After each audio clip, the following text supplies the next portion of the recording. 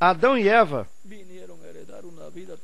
herdaram uma vida temporária, que é a que Satanás, o diabo, tem, porque ele deixará de existir juntamente com todo o seu exército. Ou seja, que o diabo, como não viverá eternamente, morrerá juntamente com todas as suas hostes, juntamente com todos os membros do seu reino. E ele tampouco quer que as pessoas vivam eternamente. Porém, Deus enviou a Jesus Cristo ao mundo, enviou ao segundo Adão, e o Pai lhe deu as ovelhas, deu-lhe suas ovelhas para que as busque e lhes dê a vida eterna. Ou seja, que todas as pessoas que estavam em Deus e que viriam de Deus, assim como Jesus Cristo veio de Deus, pois estava em Deus, e consequentemente todas estas ovelhas, todas essas pessoas estavam em Cristo. Portanto, vieram de onde Cristo veio, do céu, do Pai Celestial. E por este motivo é que podem ser redimidas, podem voltar à vida eterna, porque elas vieram da eternidade, vieram de Deus. E Cristo as retorna a Deus. E, consequentemente, as retorna à vida eterna e ao reino eterno de Deus. Estas pessoas, mencionadas por Cristo como as ovelhas que o Pai lhe deu para que as busque e lhes dê vida eterna, estão escritas no livro da vida do Cordeiro no céu. E são as descendentes de Deus, os filhos e filhas de Deus, que ele teria e que as manifestaria e que teria companheirismo com elas. Pois esta é a família de Deus, é a descendência de Deus. E, consequentemente, são os membros da realeza, do reino divino. Foi por isso que, quando Cristo nos falou no Apocalipse capítulo 1, versículos 5 ao 6, e no Apocalipse capítulo 5, versículos 8 até o 11, e também no Apocalipse capítulo 20, versículos 4 ao 6, nos falando de que Jesus Cristo, com seu sangue, nos limpou de todo pecado e nos fez reis e sacerdotes para o nosso Deus, e que reinaremos com Ele. Mostra-nos ali que Ele nos restaurou ao reino de Deus. E nesse reino nos fez para o nosso Deus reis e sacerdotes. E por quê? É porque os descendentes do rei são príncipes e princesas, e também são os membros da realeza. Portanto, são os membros do gabinete do reino de Deus. E por isso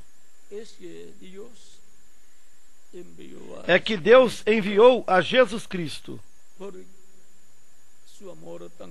por seu tão grande amor para com as pessoas, para com estas ovelhas, de modo que disse: Deus amou o mundo de tal maneira que deu seu Filho unigênito, para que todo aquele que nele creia não se perca, mas obtenha a vida eterna.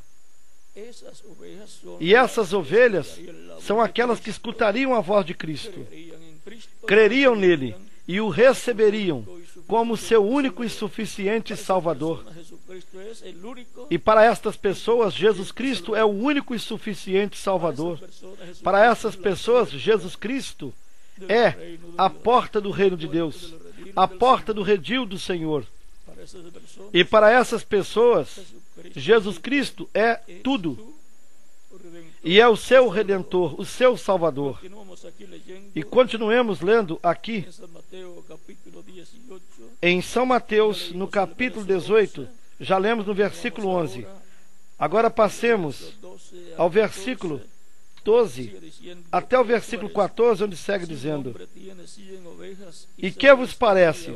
Se algum homem tiver 100 ovelhas e uma delas se desgarrar, não irá pelos montes, deixando as 99 em busca da que se desgarrou?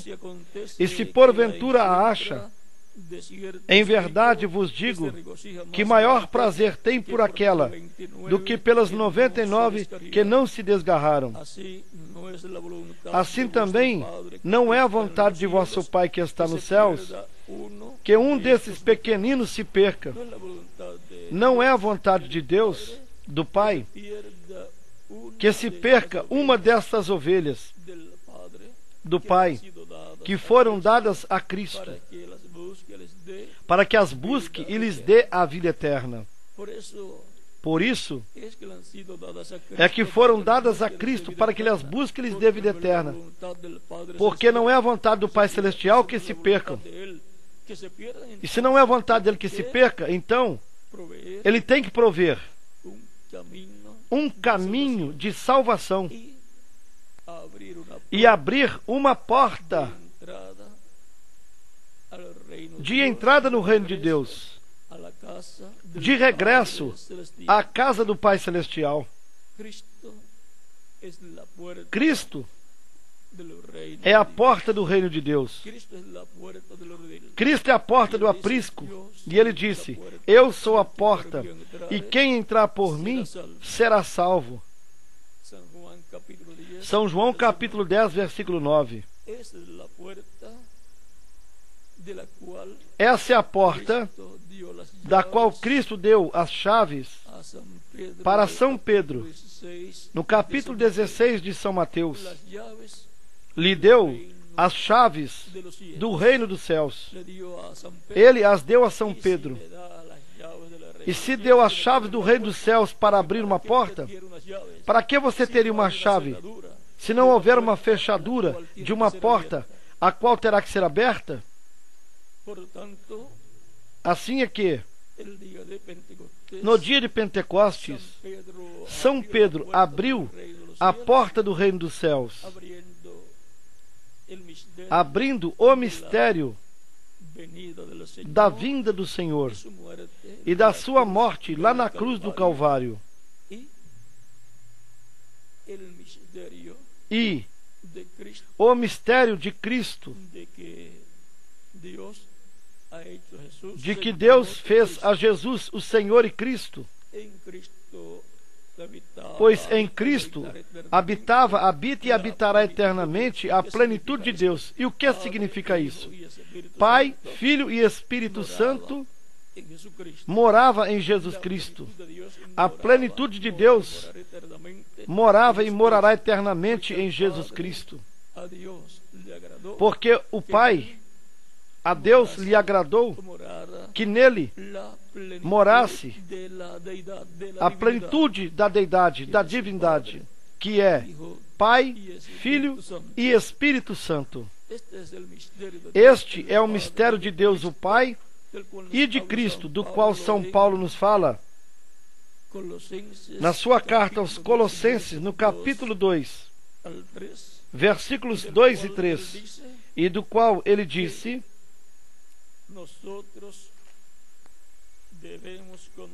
que nós devemos conhecer este mistério. Leiamos em Colossenses capítulo 2, versículo 2. Para que seus corações sejam consolados e estejam unidos em amor e enriquecidos da plenitude da inteligência para conhecimento do mistério de Deus, o Pai e de Cristo, em quem estão escondidos todos os tesouros da sabedoria e da ciência. Estamos chamados a prosseguirmos, conhecendo a cada dia mais e mais de Deus o Pai e de Cristo, desse mistério de Deus o Pai e de Cristo, onde estão escondidos todos os tesouros da sabedoria e do conhecimento.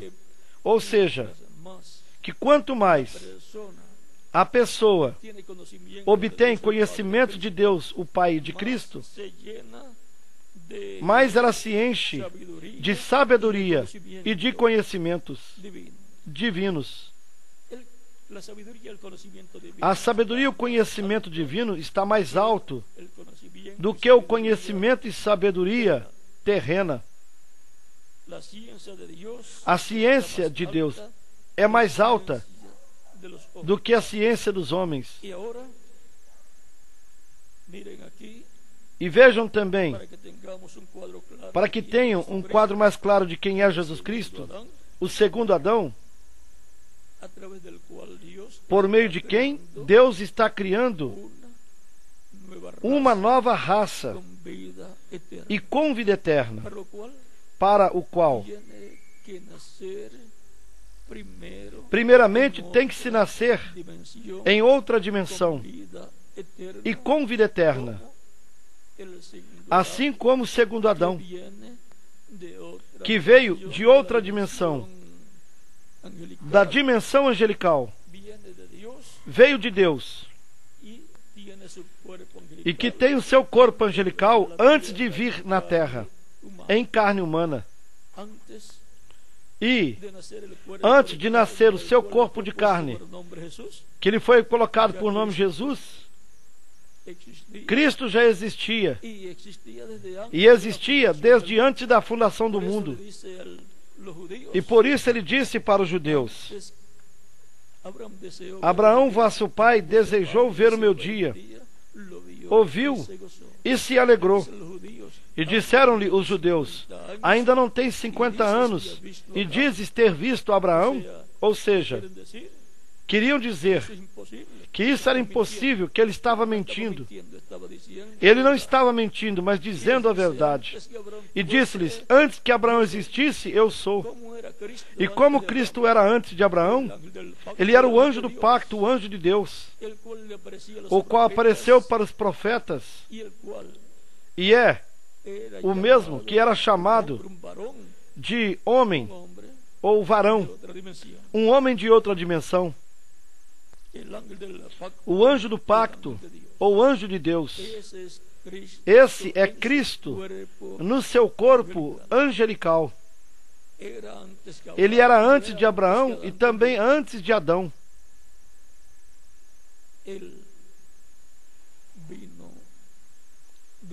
Ele veio do céu, veio da eternidade e voltou à eternidade. E ele está tão jovem como quando subiu ao céu, e aparenta de 18 a 21 anos de idade, porque o seu corpo foi glorificado. E assim também será para todo crente em Cristo, nascido de novo, tanto das eras passadas e também do nosso tempo. E os mortos em Cristo ressuscitarão em corpos glorificados, iguais ao de Jesus Cristo. E os vivos em Cristo serão transformados e também terão corpos jovens, eternos, imortais e glorificados, como é o corpo de Jesus Cristo. Esta é a bênção maior que Cristo, o nosso único e suficiente Salvador, tem para todos nós. Mas antes de nos dar esse corpo físico glorificado, primeiramente, se requer que a pessoa nasça da água e do Espírito, conforme Cristo disse para Nicodemos em São João capítulo 3, dos versículos 1 ao 6. E nascer da água, isso é nascer do Evangelho de Cristo. E nascer do Espírito, isso é nascer do Espírito Santo, é receber o Espírito Santo e, consequentemente, a pessoa obtém um novo nascimento e assim entra no reino de Deus.